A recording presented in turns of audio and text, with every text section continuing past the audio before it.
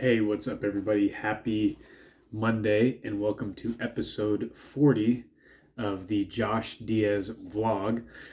I'm a day late for joining you guys. I've been on a schedule of recording and releasing one every Sunday, but this was a bit of a dynamic weekend.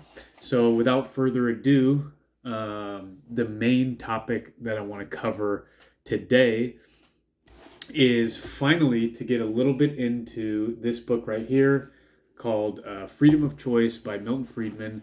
I think I had mentioned on the last episode that I finished it about a week ago and have been wanting to share some of what I learned while I was sifting through it. And in classic fashion, I did not kind of highlight or take notes throughout. And so it wasn't until the very last chapter that there was a couple of points that were brought up that I feel like it's really low hanging fruit, easy to get right in and get to those points. Mention the bring those to your guys' attention. Again, just to share some ideas. So the hope for today is to share that portion and then maybe ramble on about some other topics. Again, just maybe some things happened in my life, a jiu-jitsu competition this weekend, the weightlifting program, how those things are going. So for those of you who care about stuff like that, it's going to be at the end. And then for those of you who don't care about stuff like that, I'm trying to put what I would consider maybe more substantive content up front in the way of this book. So all that being said, let's jump into it. So the final chapter. Well, let's just go back, and I may have mentioned it, but the chapters of this book are as follows. So, chapter 1 is the power of the market. Chapter 2 is the tyranny of controls. Chapter 3 is the anatomy of crisis. Chapter 4 is cradle to grave. Chapter 5 is created equal. Chapter 6 is what's wrong with our schools. Chapter 7, who protects the consumer. Chapter 8, who protects the worker. And chapter 9 is the cure for inflation. Lastly, chapter 10 is the tide is turning. So, deep into, again, this book, I mean, it was so dense or rich in a good way with lots of great ideas, lots of good logic, and so he basically, I mean, it's well worth the read if you haven't dug into it already. But I mean, it goes chapter and verse into, and this was written in the late 70s. This was written in maybe the early 80s, something like that. And so it's the problems that he was pointing out at that time. We've just kind of hurled further and further towards what he was warning us against. But he ends the book with this chapter, "The Tide is Turning." He talks about basically people at this time are fed up with government action, and that's where this is around the time where you see the rise of politicians like Margaret Thatcher and Ronald Reagan, kind of a more populist movement to kind of return to limit government, to fight inflation, and to reverse the welfare state that was metastasizing throughout our society. So he tries to end on a light note and say that, hey, basically there's kind of these ideological shifts that happen, but it doesn't show up in society till much later on. And so he says, that the 20th century, at the beginning of this 20th century, the strongest political party was the socialist or communist political party. but they never elected anyone to office. It was just an ideological movement that influenced society. And I'm not going to pretend like I know all the ins and outs of this, but this idea. So he's saying that, hey, the intellectual tide is turning, which gives us hope that maybe reality could follow suit. He also, and I had seen in many interviews, kind of talks about how it's very possible and maybe even likely that it doesn't, that we just keep hurling towards totalitarianism and the like. So he ends this chapter with a section titled "What Can We Do?" What we can do. So, needless to say, those of us who want to halt and reverse the recent trend should oppose additional specific measures to expand further the power and scope of government, urge repeal and reform of existing measures, and try to elect legislators and executives who share that view. But that is not an effective way to reverse the growth of government. It is doomed to failure. Each of us would defend our own special privileges and try to limit government at someone else's expense. We would be fighting a many-headed hydra that would grow new heads faster than we could cut off old ones. Our founding fathers have shown us a more promising way to proceed, by package deals, as it were. We should adopt self-denying ordinances that limit the objectives we try to pursue through political channels. We should not consider each case on its merit, but lay down broad rules limiting what government can do. The merit of this approach is well illustrated by the First Amendment of the Constitution. Many specific restrictions on freedom of speech would be approved by a substantial majority of both legislators and voters.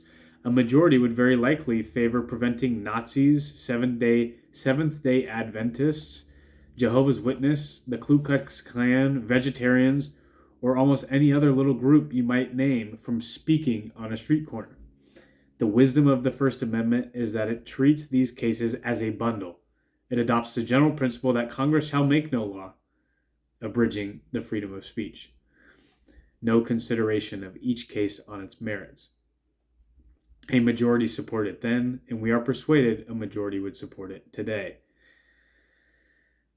So he goes on to say, we need, in our opinion, the equivalent of the First Amendment to limit government power in the economic and social area, an economic Bill of Rights to complement and reinforce the original Bill of Rights.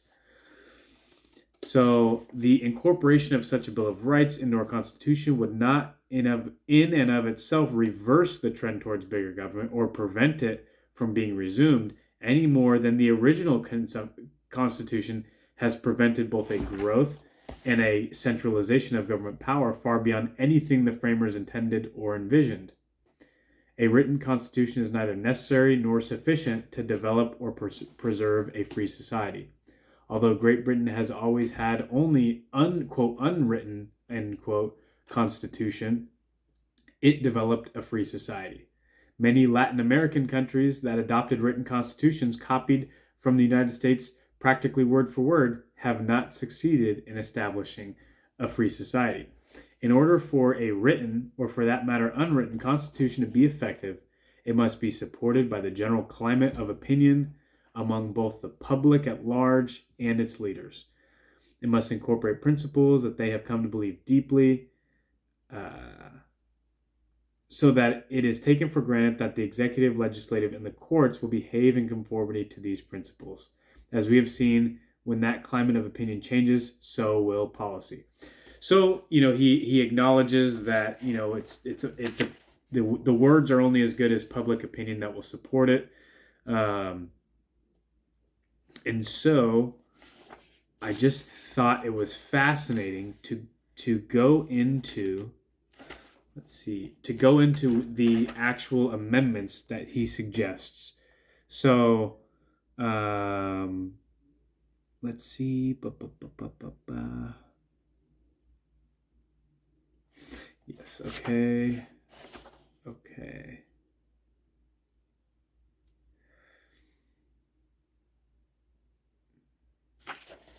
So the first one is tax and spending limitations. So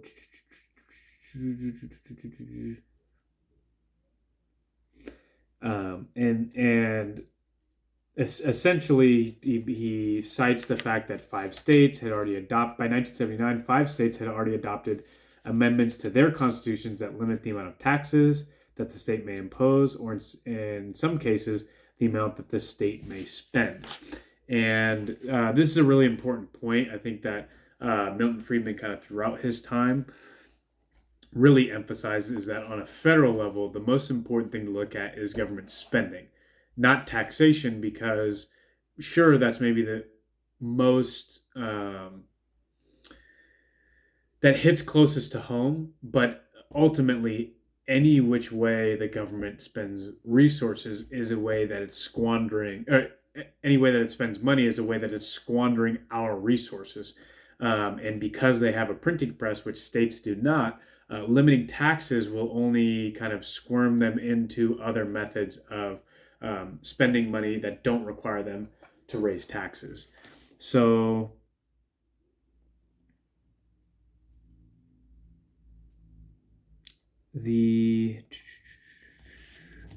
just trying to make sure I'm not going to miss. Okay, well, so he has in that section the spending and tax limitations, and then goes into a section on other constitutional provisions. So a gradual reduction in the fraction of our income that government spends would be a major contribution to a freer and stronger society, but it would only be one step toward that objection. Many of the most damaging kinds of government controls over our lives do not involve much government spending. For example, tariffs, price and wage controls, licensures of occupations, regulation of industry, consumer legislation. With respect to these two, the most promising approach is through general rules that limit government power, and yet the designing of appropriate rules of this kind have received little attention. Before any rules can be taken seriously, they need the kind of thorough examination by people with different interests and knowledge that the tax and spending limitations amendments have received. As a first step in this process, we sketch a few examples of the kind of amendments that appear to us desirable. We stress that these are highly tentative, intended primarily to stimulate further thought and further work in this largely unexplored area. So, international trade. The Constitution now specifies no state shall, without consent of the Congress, lay any imposts or duties on imports or exports except what may be absolutely necessary for executing its inspection laws. So an amendment could specify Congress shall not lay any imposts or duties on imports or exports except what may be absolutely necessary for executing its inspection laws. So the idea being, just like we have free trade among the states within the Union, and that the Constitution kind of protects for that, apply that to the country as a whole to, again, open up free trade to the world, and experience all of the benefits that come along with that. So that's one of the provisions. Another, wage and price controls.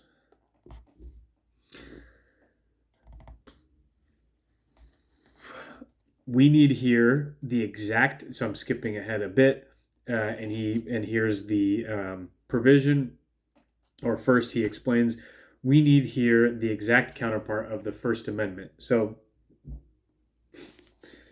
this provision would read, Congress shall make no laws abridging the freedom of sellers of goods or labor to price their products or services. So again, the idea being to protect citizens from price and wage controls.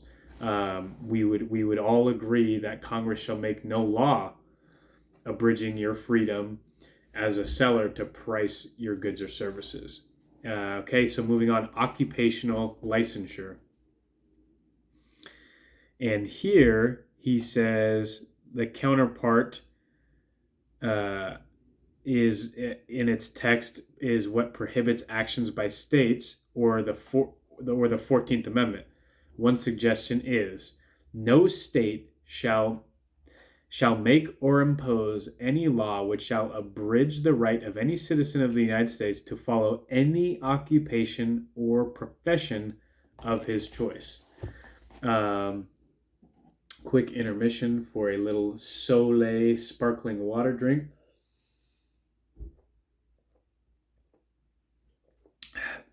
I did a series on TikTok before I got permanently banned about different products I would be happy to be sponsored by, and pretty much any sparkling water brand would be a welcome sponsorship. So to those of you who have joined this community, which there are now 28 of you, and which I had forgot to mention, so this is going to be buried way in here. So if you've made it this far, please let me know. But we do have a new member of the tribe, Mr. Mark Fenter, has subscribed. So Mark, partway through the show, I want to give you some acknowledgement and appreciate you joining in. And other than that, I did find out from another member of the tribe that the reason I'm not seeing everyone who subscribes is some people have their subscriptions on private, so it doesn't show me their name. So anyhow, we're up to a whopping 28 people, and I appreciate each and every one of you. So I dialed it back when I was doing other social media posts. I dialed it back to 1 day a week, but I have enough free time, and I feel like I haven't been getting out all the topics that I want to get to, so I may up it to twice a week, or at the very minimum, hopefully once a week. But I also found, and we'll talk about this maybe later in the show, that if I say I'm going to do it once a week, well, if a weekend gets busy, it's Sunday night, and the Jake Paul and Tyron Woodley fight happens, and then I have chores to do. I ended up not following through on my commitment to get one of these recorded and posted every Sunday. So we'll see what the schedule is moving forward. And again, I want to stay engaged with everyone out there and be kind of putting out some of these thoughts and ideas. So again, the idea that occupation, so back to the book, the idea that the state cannot impose any law which shall abridge the right of any citizen to follow any occupation or profession of his choice. And I think this would be monumental. It's something we see as young people nowadays, because the professional licensure laws are so well established and so detailed, and there's so many high barriers to entry. I feel like we see a lot of young people stagnating or maybe having a hard time getting started in their careers. And I don't mean to say this as an excuse. And this is honestly, I'm going to go on a bit of a tangent. There's only a couple more, but to get on a bit of a tangent, what I struggle with these subjects is I feel like the more I learn from really smart people out there, guys like Milton Friedman, guys like Peter Schiff, guys like Michael Malice, guys like Larry Elder, guys like Thomas Sowell, guys like, and the list goes on and on and on. What they seem to be saying they seem to be just plain observations of reality, right? They just seem to be plain logical observations of reality, but a lot of times it paints a somewhat dismal picture. The counterpart to that is that it's optimistic in the way that it they're typically providing an alternative. They're saying, hey, the world or this country is jacked up in this way, and yet here's the alternative. Here's how you'd fix it. And a lot of it comes down to classical liberal ideology, which is freedom. It's limited government. It's economic freedom. It's individual freedom to pursue your own interests.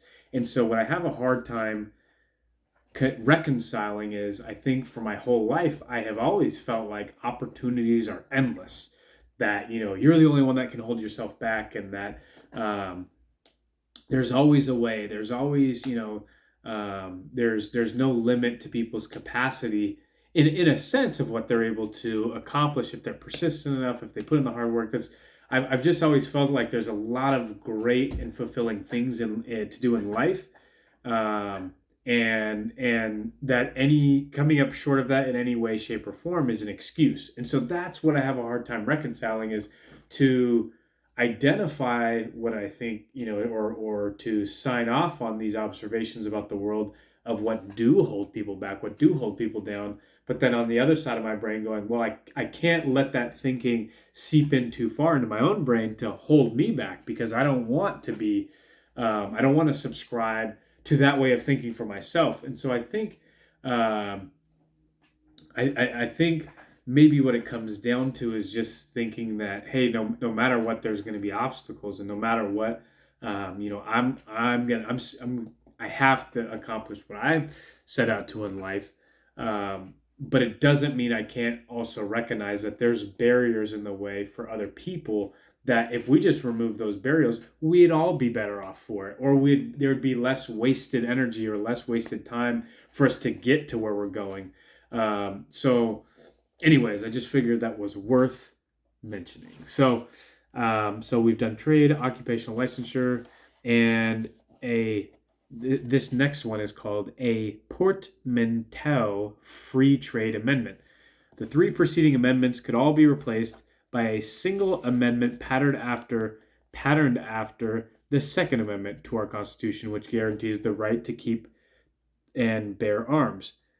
And the provision reads as follows: the right of the people to buy and sell legitimate goods and services at mutually acceptable terms shall not be infringed by Congress or any state. Then he goes into taxation, sound money, and inflation protection. Okay, he actually gives more provisions for each of these. But I will leave you in suspense on that front, because I think, again, for people who are faster readers than I am, it's probably a relatively quick read. It's not super dense and hard to get through. It's written in plain English, and there's lots of good ideas in there. So I just want to share a few of those with you. Again, it being kind of a quote unquote economic Bill of Rights, and hopefully, provide a little something fresh. And so all of that being said, if you're just here for the substantive issues, this may be the time to sign off. If you're here for just BSing and hearing me rant, which I don't know if many of you are here for that, maybe just my mom. So I just would maybe want to mention, again, a little personal or whatever life update. Competed in a jiu-jitsu tournament this last weekend and got submitted in my first match. And so it was, and then I got a complimentary consolation match. So all the losers, you by showing up and paying for this tournament, that the hope was to guarantee at least everyone 2 matches, and I ended up being in a relatively large bracket. 13 original participants had signed up. I don't know how many guys were actually present for the bracket, but some other brackets were like 4 guys or 6 or 8. So 13 was on the larger side, and so I did get a consolation match, and I did win that one. But the main thing was just the huge difference between practice and competition.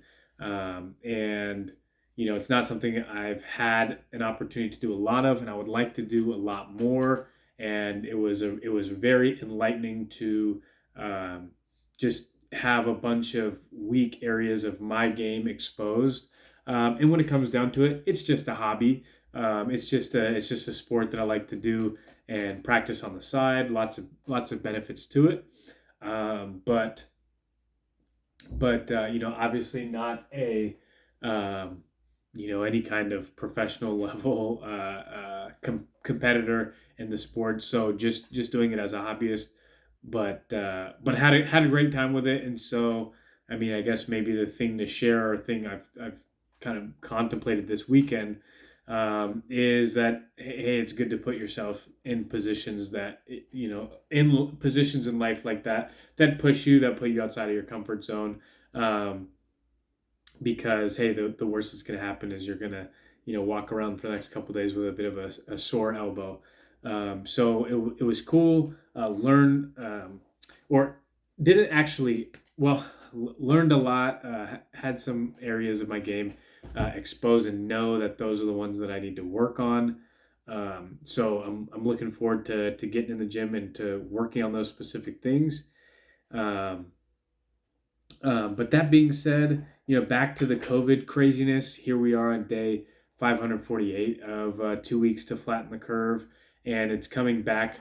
It's coming back strong. The masks are coming back. The silliness is coming back. The Facebook political fights on posts are coming back. So, um, you know, it'll be interesting to see if society is able to hold itself together for the foreseeable future, um, or if 2020 was just round one and 2021 is like the haymaker that really just breaks things up. So, I'm really not sure where things go from here, but I'm definitely, I've got my front row seat and popcorn. It's going to be a white knuckle ride to see where this thing goes. But just feel fortunate to have a great network, lots good family, good friends, and coworkers and all that. So it'll be interesting to see how this next fall and winter plays out. And so, all that being said, I just encourage everyone, obviously, to resist all the tyrannical mandates that our local governments are trying to impose. I know it's hard. I know it's uncomfortable, and um, whatever way, shape, or form you're able to just kind of let people around know that you're not into this. I think that there is momentum and there's power in numbers, and there's power in kind of unity and I cross paths with now and talk to so many people who are just not into this. They're not into the masks. They're not into the mandates. And I think a lot of people keep that to themselves, but it feels good when you are able to share that with one another and have these little connections with other people that still have some common sense and are down for living in a free society. So, with all that being said, I will leave you with that and sign off for now. But again, as always, I appreciate anyone who has cared to tune in, and look forward to staying connected with you all. And I'll chat with you guys next time. Catch you later.